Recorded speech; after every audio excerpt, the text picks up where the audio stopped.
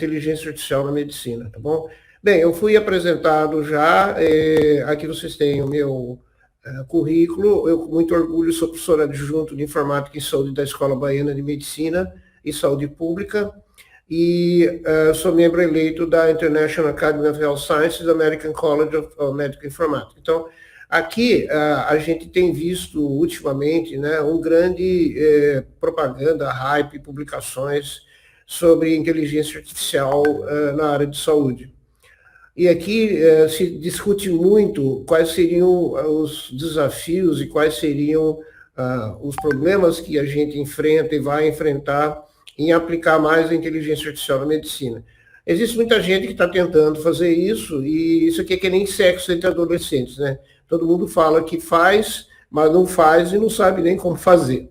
Então, aqui, as 10 tecnologias futuras mais importantes de medicina e saúde, por ordem de importância, estão vendo que atualmente a computação é chamada computação cognitiva, que é o nome mais correto para a inteligência artificial, já que não existe inteligência artificial, né? Ainda não conseguimos até hoje uma inteligência artificial que se equipare à inteligência artificial genérica. Mas então, dessas 10 tecnologias, a computação cognitiva é a mais importante, mas ela está presente em praticamente todas as outras. Como, por exemplo, genômica personalizada, medicina de precisão, telemedicina, biônica, chamadas próteses inteligentes. Então, é uma tecnologia ou um conjunto de tecnologias que vai penetrar profundamente na área. O que vai alavancar as próximas revoluções tecnológicas, então? Vai ser coisas como a nanociência, como a ótica eletrônica, mecânica molecular, internet das coisas, as várias tecnologias à distância, como telemedicina, mas não só, a biologia molecular e genética, a biônica, que é a integração corpo-máquina, como vocês estão vendo aqui, né, uma retina artificial, a computação cognitiva, mas o mais importante é que a combinação explosiva entre elas é que vai avançar enormemente a medicina nas próximas décadas. Então, a pergunta que a gente faz é, como as tecnologias cognitivas podem realmente auxiliar nos problemas complexos de saúde? Porque nos problemas banais de saúde não precisa de inteligência artificial, né? Isso é bobagem. Você vai usar isso em casos difíceis, de difícil diagnóstico, de difícil tratamento, de reconhecimento de imagens, de sinais, onde a inteligência da máquina tem um desempenho melhor que a inteligência do ser humano. Então, como auxiliar. E como que a adoção vai impactar as pesquisas, as aplicações, e principalmente, mais no final, eu vou falar quais são os principais dilemas e desafios para a inteligência artificial na medicina. Bem, então, até recentemente, 99% da medicina é a medicina convencional. É a cura de enfermidades, estilo de vida saudável, medicina preventiva, modificação corporal, como transplantes, por exemplo, e aquela que é baseada em dados populacionais, como agora com as vacinas da Covid, ensaios clínicos com um grande número de pacientes, que é o que a gente chama de macroheterogeneidade, ou seja, a gente pega um grande conjunto de pacientes e espera que, trabalhando com eles, a gente descubra e possa aplicar alguma coisa. Mas nós temos uma tendência muito importante, que é a medicina de precisão. Ela tem os mesmos objetivos, porém eles são baseados em dados individuais, o que a gente chama de small data, ou micro-heterogeneidade. Ou então pequenos grupos muito heterogêneos, muito parecidos, quase gêmeos idênticos. Esse tipo de medicina, ela vai influenciar muito outros tipos, como medicina regenerativa, que através de células-tronco, engenharia tecidual, substituição natural de órgãos ou órgãos artificiais, transplantes, vão ser cada vez mais individualizados através da genômica. E aqui, então, seria a quarta área, que seria medicina molecular, engenharia celular e genética, com novas terapias, modificação de cromossomos, genes mutados, silenciamento de genes deletérios, inserção de novos genes na linha somática e germinal, inibição da degeneração, senescência e morte celular. Então, aqui a medicina de precisão é a tendência que as faculdades de medicina deverão começar a ensinar, e não ensinam, tá? Nas 330 faculdades de medicina que nós temos no Brasil, acho que nem 10 delas ou 15 já ensinam isso no ensino de graduação, inclusive com a relação entre tecnologias de inteligência artificial e tudo isso aqui. Então, nós temos que nos preparar para esse futuro, e senão nós vamos continuar com a medicina convencional e ficar para trás. Então, para onde aponta o futuro? Há uma convergência massiva de vários tipos de tecnologias. Eles vão convergir e vão colaborar entre elas. Então, seria a computação cognitiva, a genômica e as ômicas associadas, engenharia genética, engenharia celular tecidual e a medicina à distância, telemedicina, telesaúde. Ou melhor dizendo, sem distância, né, onde a distância não é crítica. Então, isso vai levar a novas, já está levando a formas novas e revolucionárias de medicina, muito diferentes das atuais. Eu sou professor de medicina há 52 anos, tá? E tenho acompanhado esse futuro desde a infância, ou desde o nascimento das tecnologias de saúde digital, em 1969. E de lá para cá houve realmente uma mudança muito grande, mas ela é exponencial, nada parecido com o que vai acontecer no futuro. Então, nós vamos ter enormes impactos de tudo isso, ainda não totalmente identificados. Por exemplo, a inteligência artificial vai substituir o médico e outros profissionais de saúde? Máquinas farão diagnósticos de radiologia, de patologia clínica, até de medicina clínica. Os médicos estão ficando obsoletos e assim por diante. São perguntas que estão surgindo já. E aqui a multiômica é responsável pela medicina de precisão. Ou seja, integrando as várias ômicas, como vocês estão vendo aqui, epigenômica, exposômica, metabolômica, proteômica, transcriptômica, genômica, e também coisas de tecnologia, como imagens, biosensores, gráficos sociais. Então, são mapas topológicos organizados hierarquicamente, desde o nível molecular do DNA, RNA, proteínas, até o nível social. Essa é a grande reorganização da medicina para que o tratamento passe a ser individualizado. Então, o que é a computação cognitiva? Que a gente é um conjunto de tecnologias, de inteligência artificial, aprendizado em máquina, machine learning e sistemas autônomos. Ela tem uma ampla gama de aplicações médicas, que vai desde o processamento de Big Data, né, ou megadados, para a descoberta automática em ciência, biotecnologia, como eu vou mostrar alguns exemplos, o apoio à diagnóstica e terapia médica, interfaces naturais de interação humano-computador ou humano-máquina, utilização em robótica médica, telecirurgia, e até em saúde populacional, por exemplo, na estratificação de riscos. Então, é uma área que tem crescido muito. Especificamente, todo mundo ouve falar, né, de um termo que está ainda em muito uso, mas que é inadequado usar, que é a inteligência artificial. É melhor usar o termo computação cognitiva, como eu falei. Mas ele é um conjunto de métodos e técnicas que permite dotar computadores de uma capacidade cognitiva imitativa da inteligência natural humana em domínios especializados. Ela foi criada em 1956 e ela é de natureza heurística, ou seja, o que quer dizer isso? O seu mecanismo intrínseco de funcionamento não é igual ao de uma inteligência humana. É totalmente diferente, mas obtém resultados semelhantes, principalmente em domínios restritos do conhecimento. Ainda não existe uma inteligência artificial genérica como do ser humano, mas estamos chegando perto, ok?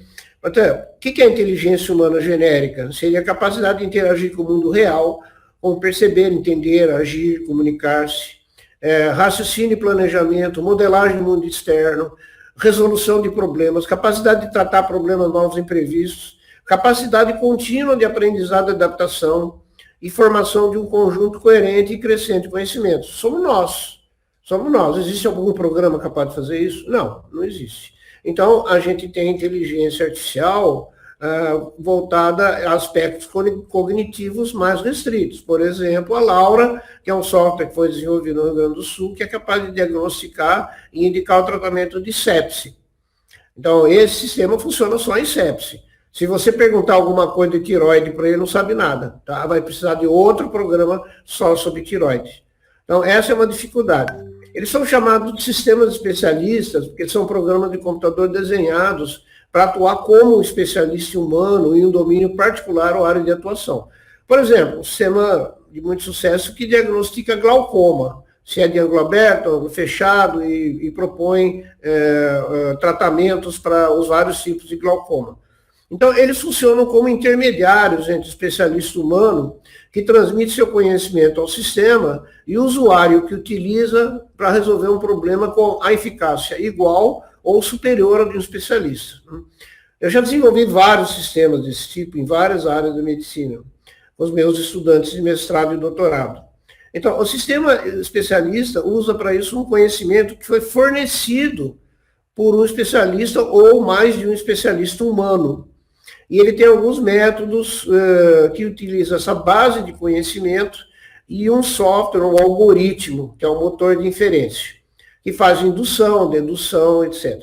Então, ele pega a base de fatos, que são os dados de um paciente específico, aplica a base de conhecimento com o motor de inferência e chega a alguma conclusão.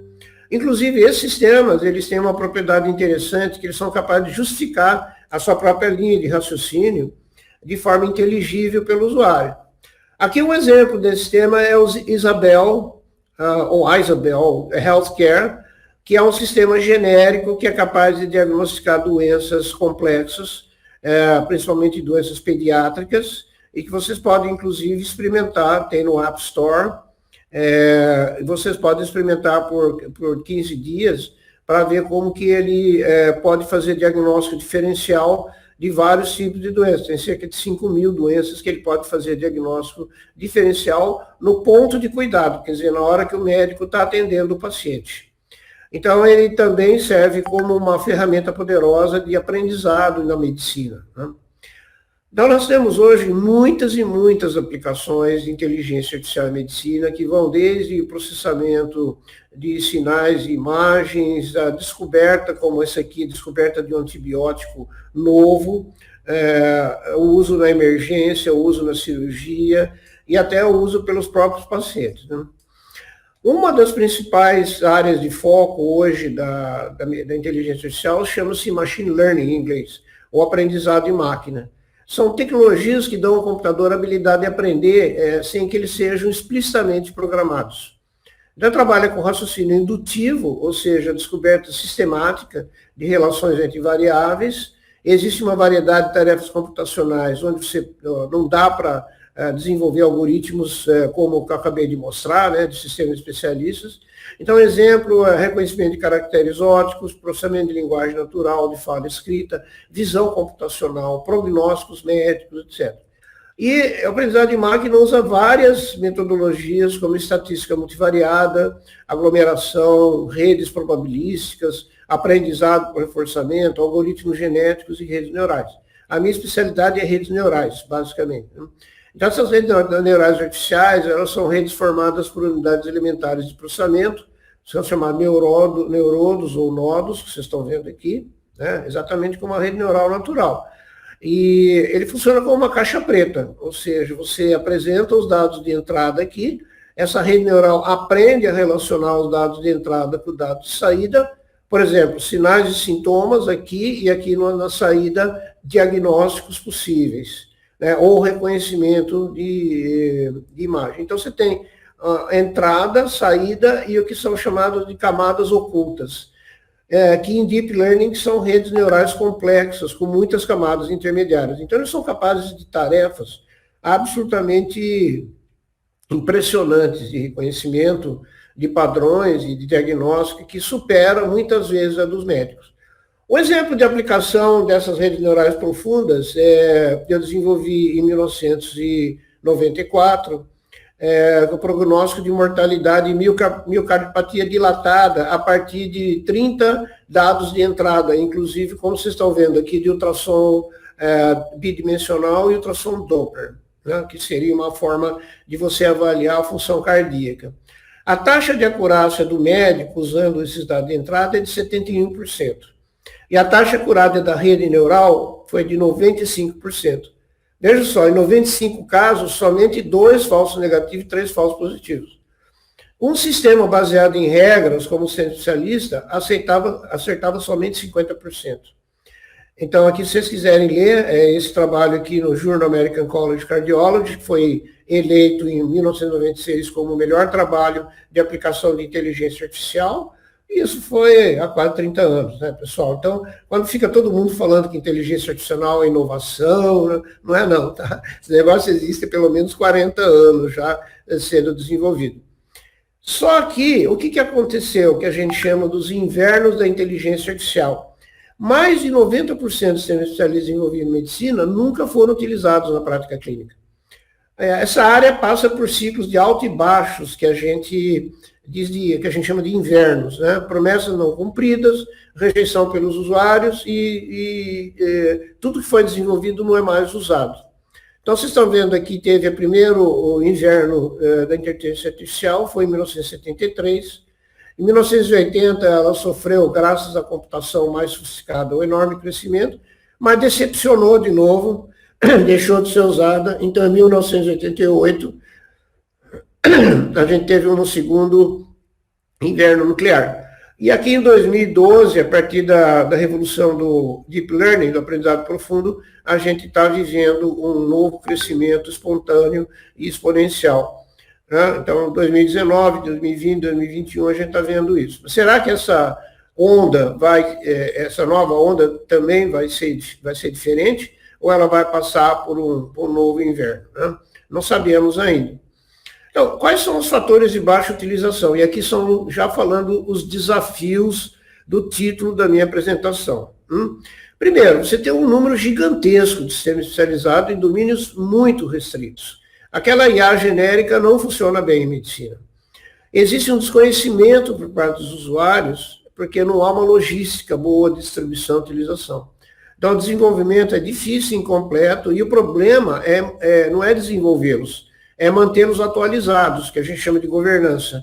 Eles ficam obsoletos rapidamente.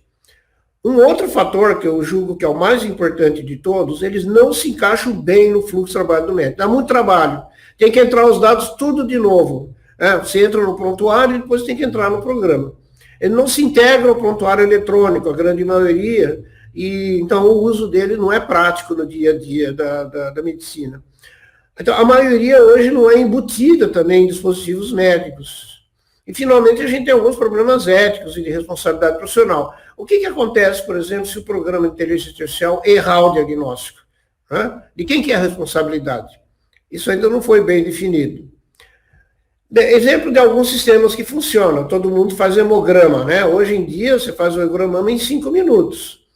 O programa de inteligência artificial embutido, ele é capaz de fazer a classificação automática de células do sangue e dar esses resultados sem necessidade de ter um operador humano. Então, isso aqui já é muito disseminado. As máquinas comerciais já têm esse software embutido, né, e que funcionam com uma precisão extremamente grande, 99%. Outra coisa que você tem, então, não ter a necessidade de usar aquele famoso contadorzinho, né? Quem é médico e estudando medicina reconhece essa prática de você fazer um exame visual do esfregaço do sangue e reconhecer as células com a coloração adequada, que tipo, quantos eosinófilos, quantos linfócitos, quanto hemácias você tem no exame de sangue. Hoje não precisa mais nada disso. Outra coisa é que alguns dispositivos estão começando a ser utilizados com interpretação automática de eletrocardiograma, por exemplo, né? Onde você tem dentro do equipamento um software de decisão que faz mensurações, faz cálculos, faz interpretação, já dá o diagnóstico provável e assim por diante. Então, esses programas tiveram sucesso.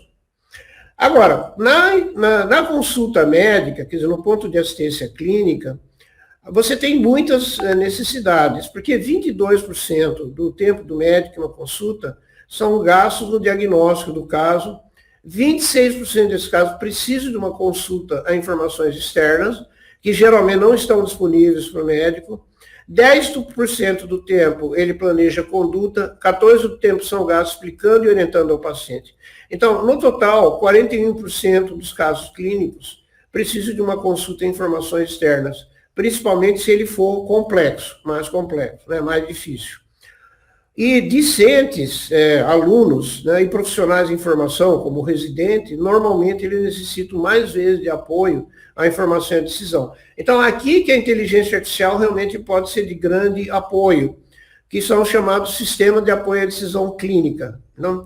Que podem ser diretas, incorporação de sistemas de apoio à decisão clínica como calculadoras médicas, sistema de apoio à terapia, alertas e lembretes automáticos, sistema de apoio ao diagnóstico, prognóstico, é um mundo gigantesco aqui. E as SADC indiretas, que são ferramentas de acesso a plataformas de informação técnica científica, né? Como, por exemplo, a Biblioteca Virtual de Saúde, da BIREM, o PubMed, né, que é uma base bibliográfica muito grande, livros online e assim por diante. Então, aqui você tem também softwares de apoio à produtividade e à qualidade, que é a incorporação de protocolos de diagnóstico e conduta, como eu falei, da sepse, tá?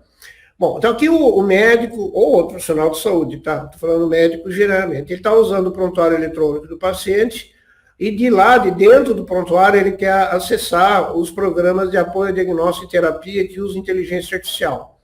Ou ele pode acessar diretamente essa plataforma do conhecimento e vai ter acesso também a recursos bibliográficos externos que estão em alguma base bibliográfica online.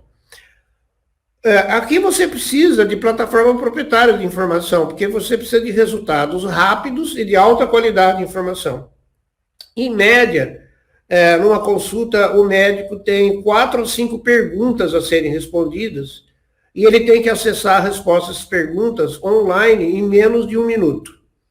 Então, 85% dos estudantes e médicos pesquisam primeiro no Google, na Wikipedia, que não tem controle de qualidade ou de autoria. Então, é uma grande perda de tempo, né? Solução: você ter plataformas confiáveis de alta qualidade. Eu vou dar um exemplo aqui usando uma plataforma chamada Informed Digital, que não sei se vocês conhecem, que é a maior base de livros eletrônicos em medicina em português aqui do Brasil. Vamos supor que você tem aqui esse prontuário e vocês estão vendo que algumas palavras, como por exemplo, perimiocardite, isquemia aguda do miocárdio, embolia pulmonar aguda, estão grifadas, né? A gente chama disso aqui de infobuttons ou infolinks. Então, se o médico quiser fazer uma pesquisa de eosinofilia, por exemplo, que é uma das perguntas aqui, eu não lembro o que é eosinofilia e quais são os fatores. Ele pode digitar na caixinha de busca aqui, ou ele pode clicar no termo grifado eosinofilia. Beleza? Então, vai aparecer aqui miocardia eosinofílica, ele entra automaticamente na Informed a partir do prontuário digital, do prontuário eletrônico, faz a busca, volta com a informação, e aí eu posso selecionar uma informação que me interessa, como esse capítulo aqui do livro-texto da Sociedade Brasileira de Cardiologia, que é fantástico, né? Tem a cardiologia inteira lá em 800, 900 páginas, e aqui você pode ler naquele momento um artigo sobre miocardite virótica, de alta qualidade, escrito por especialistas da USP, por exemplo, né? No caso do INCOR aqui. Outras áreas em que a inteligência artificial está impactando não é na medicina clínica, é na descoberta científica. Aqui vocês estão vendo aplicações da inteligência artificial na genômica para a descoberta de novos genes, né, e o seu perfil molecular. Ele é feito por um programa desenvolvido pela IBM chamado Watson, Watson Genomics. Também o Watson pode ser usado na descoberta de drogas novas, como eles estão investigando na área de Covid. Então, a descoberta de 25 novos alvos caiu de 18 meses de trabalho convencional para apenas 3 meses usando o Watson Drug Discovery, ou descoberta de drogas. Bom, finalmente, qual que é o caminho aqui no futuro? É a chamada singularidade, ou computadores com inteligência igual ou superior à humana. É uma fusão ou simbiose entre dispositivos digitais, bioquímicos, mecânicos, e sistema nervoso e motor humano. Então, isso é um aumento gigantesco das capacidades cognitivas, sensoriais e motoras. São chamados super-humanos, ou transhumanismo. É claro que vai ter impactos enormes sobre a saúde da população e a prática biomédica. O futuro da inteligência artificial, então, pessoal, já terminando o meu debate mais polêmico, ela é vista como a próxima revolução tecnológica, vai ser um fator fundamental no domínio econômico, político e militar das nações e está em desenvolvimento e em crescimento exponencial, desde que os grandes gigantes da tecnologia como Apple, Microsoft, Google, Amazon decidiram investir nessa área. E o enorme crescimento de empresas iniciantes, as famosas startups Health Tech, e grande número de novas ferramentas apoiadas em computação online na nuvem, hipermassiva e distribuída, que tem sido uma grande revolução tecnológica. Essas aplicações práticas na medicina estão aumentando, mas ainda vão ter alguns obstáculos grandes de inserção na prática médica. Então, ela não teve impacto até agora na prática médica, né? Possivelmente vai ter no futuro. Mas, perante esse futuro róseo aqui, nós temos dificuldades, né? Por exemplo, modelos de diagnóstico de deep learning em câncer de mama não funcionaram bem, muitos erros. Existe um risco de processos médicos contra médicos que usam inteligência artificial. Então, tem várias implicações éticas e jurídicas da medicina robótica e da inteligência artificial nas cirurgias de cuidado de saúde. E, finalmente, a inteligência artificial, que é um black box, ou seja, ela não explica o que ela está fazendo, é um problema muito sério, porque tem problema de rejeição e de falta de confiabilidade. Então, a pergunta é, a inteligência artificial está sendo melhor que os médicos?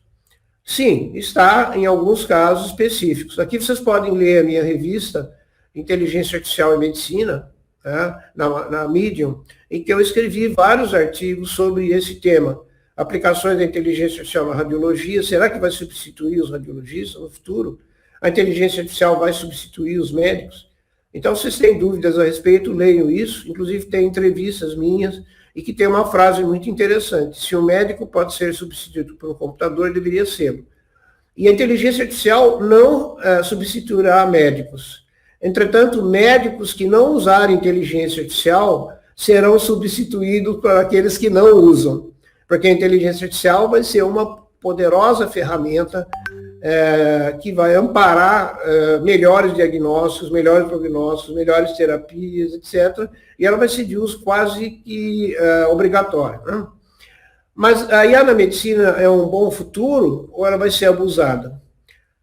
Acontece que está acontecendo entre o pessoal de tecnologia, infelizmente, uma agenda chamada anti-humana.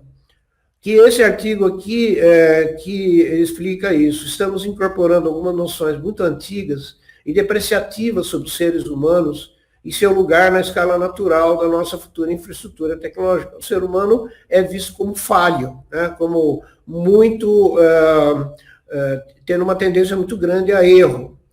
Os engenheiros das nossas principais empresas de tecnologia e universidades tendem a ver os seres humanos como problema e a tecnologia como solução, mas isso é errado.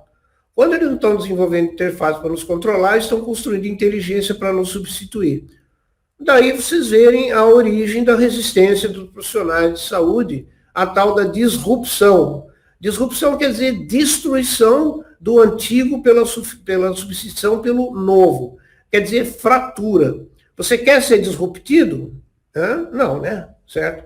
Agora, você quer ajudar a progredir? Aí sim. Então, a inteligência artificial que procura substituir, ela é errada. Ela é errada, ela é anti-humana e ela não, ela viola princípios fundamentais da medicina, que é a humanização da medicina, o contato, o cuidado e assim por diante. Né? Então, essa é uma tendência preocupante e aqui, embora a gente tenha esse futuro médico cada vez mais apoiado em inteligência artificial, elas têm um potencial disruptivo, verdadeiramente, mas nós precisamos achar o lugar da inteligência artificial nos processos de pesquisa e assistência. Então, as instituições profissionais dos consumidores, bem como o relacionamento entre eles, vai passar por mudanças radicais e, provavelmente, esses maiores progressos e impactos ocorrerão nas duas pontas do espectro etário. Crianças com doenças catastróficas, idosos com acúmulo de patologias, e em doenças de diagnóstico difícil ou complexo. Mas, terminando, há sérias preocupações éticas com a inteligência artificial.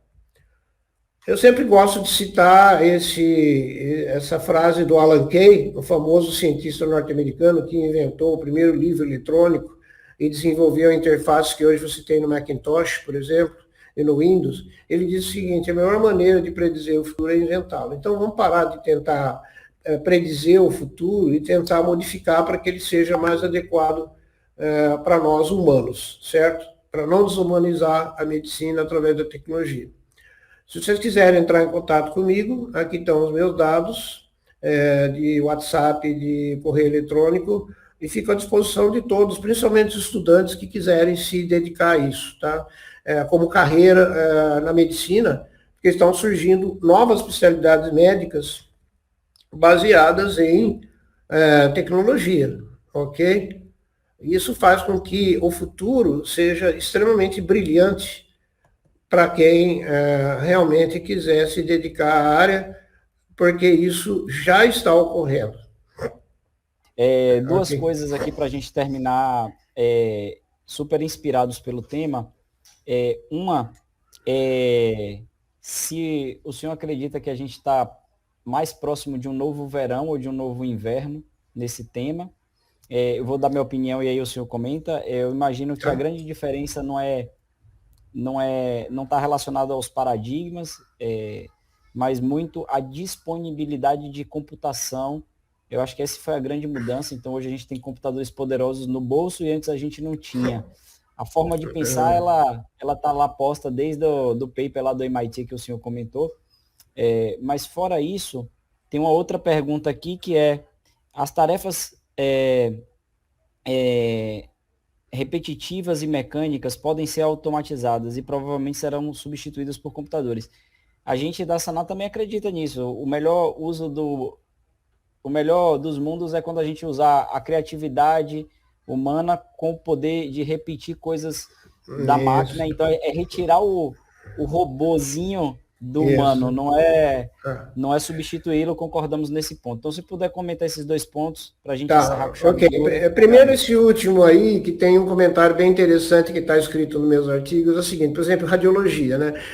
Caio, os radiologistas estão apavorados, né? Nos Estados Unidos, ninguém mais está procurando residência em radiologia, porque tem um hype muito grande, que eles vão ser substituídos, as empresas de radiologia vão contratar os robozinhos e tchau, médico, radiologia. Bom, isso não é verdade. Pelo seguinte, você tem hoje 80% das tarefas de diagnóstico de imagem, elas podem ser automatizadas.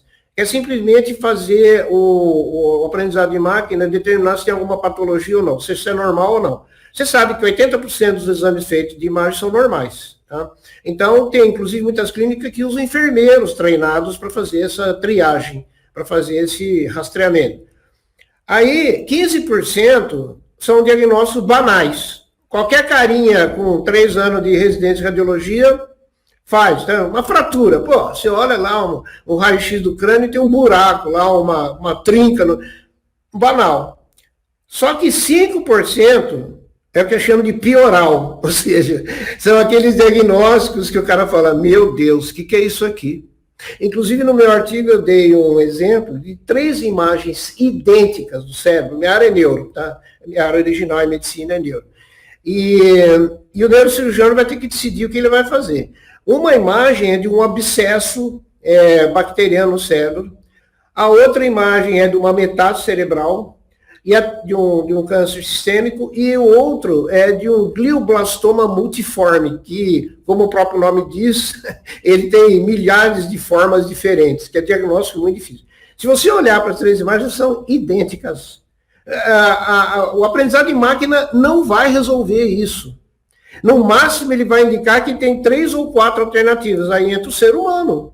Com a experiência dele, com as informações da clínica, que ele vai precisar para poder diferenciar, ou então fazer como o Dr. House, que fala assim, vamos tratar para ver que bicho dá. Quer dizer, ele vai fazer um ensaio de tratamento, e se der certo por exemplo, o quimioterápico usado em glioblastoma, era glioblastoma. Porque para fazer a biópsia, muitas vezes você não quer fazer, né, que seria resolutiva. Então, essa decisão complexa ainda não existe inteligência artificial capaz de fazer. Capaz de imitar a inteligência natural, que é uma coisa chamada experiência. Agora, para diagnosticar aqueles 80%, você treina ele com 1 milhão de imagens, 2 milhões de imagens. Qual que é o radiologista que vê na vida dele 1 milhão a 2 milhões de imagens? Então, é óbvio que o programa vai ser melhor que qualquer radiologista, enfermeiro, radiológico, qualquer coisa. Mas aí, para o efeito da inteligência artificial, E naqueles 5% dos casos mais difíceis entra a inteligência humana. Então, aqui eu não vejo o radiologista sendo substituído. É como você falou. A tarefa mecânica repetitiva de filtrar aqueles que são banais, e o sistema faz bem, e ele vai poder fazer 100 diagnósticos difíceis por dia. Quando, se ele faz o laudo de tudo, ele vai fazer 20 por dia.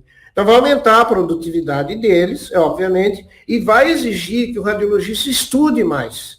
Né? Ele não vai ficar fazendo diagnósticos banais, ele vai estar atuando na complexidade. Então, essa é a primeira resposta à segunda pergunta, tá? Que foi feita aí. Com relação à primeira pergunta, você quer repetir brevemente, só para eu ver onde que eu pego aqui? A primeira é se o senhor acredita que estamos mais próximos de um inverno ou de um verão, e quais fatores te levam a acreditar no cenário 1 ou 2? Ok. Olha, o inverno está bem próximo, tá? O hype de inteligência artificial está caindo estrepitosamente. E por quê? Eu vou dizer para você, porque eu sou mentor de várias startups, e é o grande erro das startups na área de health tech e inteligência artificial, o mesmo que eu citei na palestra. Eles não se integram com a prática médica e eles não se integram com o prontuário eletrônico. Então, aqueles que são embutidos em dispositivos médicos, que é chamado Software as a Medical Device, tá? Que está sendo regulado pela Anvisa agora, né? Você sabe que os softwares de apoio à decisão não vão poder mais ser comercializados. Eles vão ter que ser homologados previamente, principalmente aqueles que são um perigo para o paciente ou não são bem feitos. Então, esses que vão ser embutidos no prontuário, vão ser embutidos em dispositivos médicos e forem bons e forem homologados, esses vão ser usados de forma quase que transparente. Né? O profissional nem vai perceber que ele tem uma inteligência artificial por trás. Quer ver um exemplo? Interação medicamentosa, né? Então, você está com o paciente com 4, 5 drogas ativas, e você vai prescrever uma nova droga, o prontuário tem que checar aquela nova droga contra cada uma das drogas ativas para ver se não existe uma interação, agônica ou antagônica. Né? E aí, se houver alguma, por exemplo, o paciente está tomando frontal, alprazolam, que é um ansiolítico. Aí você receita para ele Dramin, porque ele está com um pouco de náusea. Aí aparece um atleta, atenção, cuidado, em vermelho, né? Doutor, existe uma interação que pode aumentar o efeito sedativo. Quer uma sugestão anti-náusea que não tem esse efeito sugestivo? Ah, claro, por favor. E que custe barato. Ah, o senhor quer mais barato? Tá bom. Aí ele usa a inteligência artificial e fala, olha, use a droga tal, que ela não tem efeito sedativo e interação com aquela droga que você não pode suspender, porque o paciente está tomando uma droga que não pode suspender. Então, isso aí é o amigo do médico. Ele vai fazer o médico ter uma melhor medicina. Ele vai evitar problemas de segurança do paciente. Que a gente sabe que interação medicamentosa aqui no Brasil deve matar umas 100 mil pessoas por ano, por baixo. Não, por quê? Porque o médico não faz isso. Ele nem sequer pergunta o que o paciente está tomando, muitas vezes, é uma má medicina. Né? Ele tem que fazer um curso no Sanar sobre interação medicamentosa para ele aprender na especialidade dele, naqueles 20 ou 30 medicamentos que ele mais usa, quais são aquelas que são perigosas, combinação com alimento, alergia, intolerância e interação com a famosa reconciliação, ou seja, ele perguntar para o paciente ou para o cuidador do paciente quais são as drogas ativas, ou ele vê isso no prontuário compartilhado com outros médicos. Então, por isso que o prontuário eletrônico com inteligência artificial, banal, em lembretes, alertas, etc., atenção, não dê amoxicilina para esse paciente, está registrada uma alergia a todas as classes de penicilina. E aí ele fala, peraí, poxa, se eu der isso aqui vai ter uma reação alérgica, o cara vai ter uma reação anafilática, pode até morrer, a culpa vai ser minha. Vai ser sim, doutor, vai ser sua, porque você não checou isso. Não, mas tem 70 mil interações medicamentosas entre 65 impossíveis, né? medicamentos. É possível. Professor, sensacional. Vamos marcar aí para a gente continuar esse papo. Okay, só fazendo o micro jabá no Yellowbook, que está download gratuito com todas as interações medicamentosas para o pessoal do Congresso, falando desse tema.